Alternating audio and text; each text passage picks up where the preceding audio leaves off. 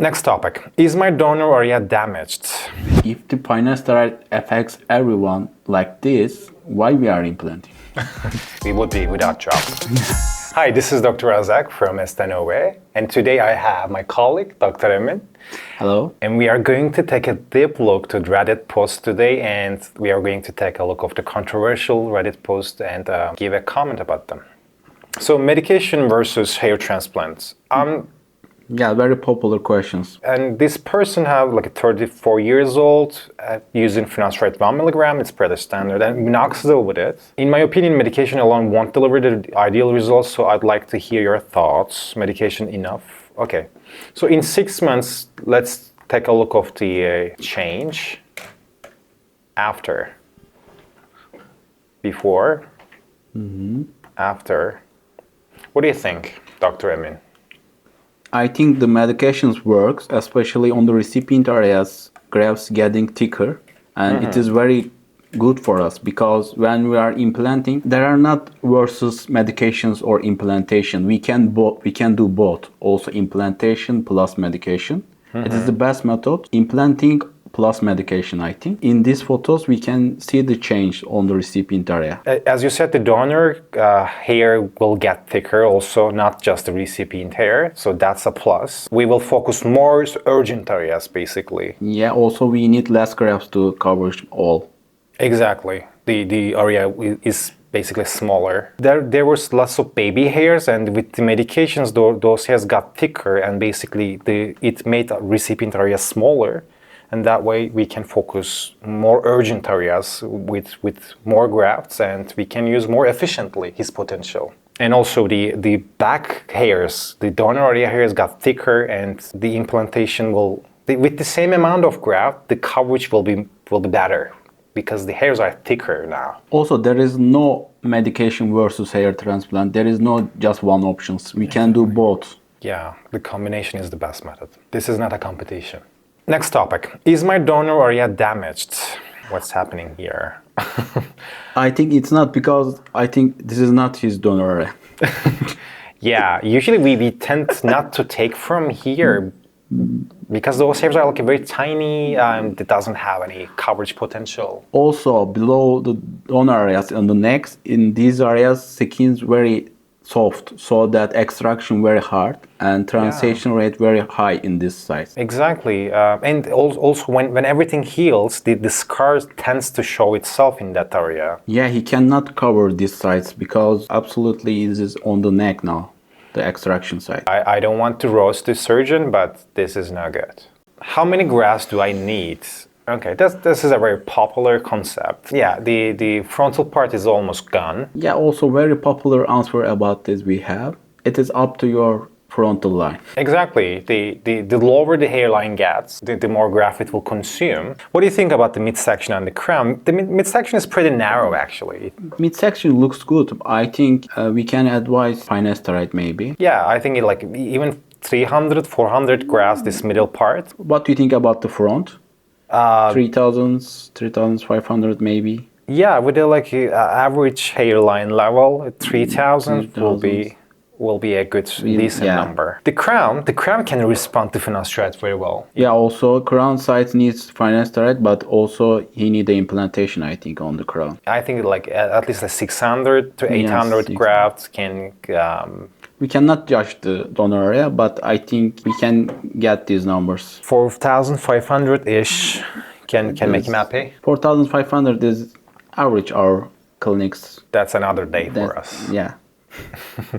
Okay, the next question. What is the highest amount of donor hairs a person can have? Blah, blah. I believe the average is around 6,000. 6,000 average. Average. Wow, that's a lot. That's a huge number, and we don't see 6,000 every day in the clinic. If the patient's donor area surface is pretty large, let's call it a big head. Yeah, if we have a good donor and dense donor, we can get 6,000 easily, but this is not common thing. Yeah, maybe every 2 patients in a week, we can see, maybe once, we can see 6,000. He told him 8,000 grafts on evaluation. Do you think that's possible? 6,000 plus grafts is very huge amounts of grafts number. I don't think so, but yeah, I have to check his donor. I mean, theoretically, it might be possible, but you have to be very aggressive. Yeah, also it is about overharvesting zone. Yeah, how? We have to be very careful about overharvesting. Also, 8,000 in one surgery, I think it's too aggressive. too aggressive. I Yeah. think. Yeah, in this year I had a patient 8,000. I did the implant 8,000, but it is very exceptional. It has a very big and very dense donor, and also we separate 2 days. We did 4,000 in one day, and tomorrow we did the 4,000 more. Yeah, it's a huge job. Not a regular thing. What do you think about the 8,000? Sometimes patients come on the consultation and they ask us, oh, the other surgeon told me they can extract like 6,000, 7,000 from me. You're only saying 5,000, so what's the problem here? Yeah. You're not tend to extract more than that. We care about your donor area. We don't want to overharvest. We care about how your sides are going to look afterwards, like 6 months later, 1 year later. You might have a perfect density on the top, but a butchered sides, we don't want that. Those kind of places may not care enough your donor if they can offer you that high amount of numbers without checking your donor capacity. The safest way is to stop surgery with this. Regrow my hair 12 months update. Regrow. This person says that there's no surgery with just finasterides. It looks like there's nothing here. Yeah, totally bald on the crown especially. Yeah, like slick bald, like it's shining. And it grew back. Just finasteride? With just finasteride. Most of the time, this is not how it's going to happen. Yeah. If you have like a baby hairs, some reversible. Yeah, some sleeping grafts maybe, sure, right. But if there is no grafts in here, finasteride cannot do anything, I think. Yeah, if the hair follicles are dead, it cannot revive. What's that? If the patient say that, yeah, I had a transplantation plus I have finasteride minoxidil, Yeah, it is a very common thing, yeah. then that look might be possible. Possible, but just finasteride, it looks I think the down photo is like 5 years ago and the up photo is now. maybe. Yeah, that's the only explanation. As a doctor, nothing is impossible. So Yeah, there is no zero chance, but according to our clinical experience, there is no hair on the scalp, but it is shining. yeah, it's long gone there, so there's no alive hair follicles there. If the finasteride affects everyone like this, why we are implanting? We would be without job. And this is the common example of the finasteride. We can definitely see lots of alive hair follicles. So Also on the frontal area, we can see very thick grafts. They are I thick. think, yeah. And of course, they will respond to finasteride, but the response to the sides is very exceptional. Probably there were like a baby hairs here. That's why it doesn't look that much here. But from the after photos, it looks perfect. Also, in this angle, we can see in this part, there is no grafts here, but in this part, especially with finasteride effect, they can cover in this part. And also crown looks good. Yeah, that's a perfect example of the finasteride. He is very lucky. Yeah, it's lucky. If he hasn't any side effects, he is the luckiest man.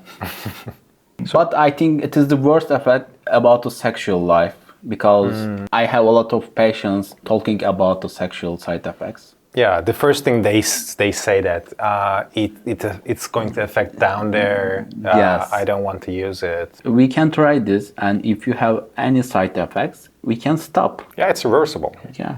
If I was arrested, could I take minoxidil and finasteride in prison? You have to do this. Institutional law. He is doing scalp massage. You can see. We were just kidding. You may go to prison, it's possible, and you might want to continue your medications. That is your right. I hope you don't face that problem, but you can take a break of the finasteride and minoxidil, of course, but only 3 months is fine. Not to use it, you can still go back, but it's with like years. You have to find a way to get a prescription. I don't know the laws in US. Don't go in jail. Don't go in jail. Brad Pitt is getting bald, really. Did you see the video? No. Let's see. Oh. Oh my God. Yeah, What's happening on the ground? yeah, the on central crown is getting missing. I think he's using that short because of to like hide his crown. His donors looks good, by the way. I think what do you think? How many graft he needs? We have to see it better. Yeah, we for have to sure. see better, but approximately 1,500 maybe. What do you think about his hairline? The hairline, like it's receded, yeah, but it looks natural. It looks good. Yes, he is 60 years old. Yeah, I wouldn't touch my hairline if I were I him. think it is very natural for him. Exactly, he looks hot. I think the Brad Pitt is kind of lucky. He's 60 years old, so it's Yeah, normal. also just crown. Also just crown, and he has some receding on the hairline. He has a donor also. He has a good donor, so he's better than most of the people actually. Do you want to implant him? It would be intimidating, but Come yeah, to Estenove, Brad Pitt. I would want to. We are waiting for you. Yeah, that would be an honor, Dr. Emin. Also for me. Okay, we are done for today's Reddit posts. And please comment down below of this video and please ask us about any possible questions you have or some posts that you want us to comment about. Please share them down below. Also, we have a community in the Reddit. Hair transplant journey. Hair transplant journey. So join our community here.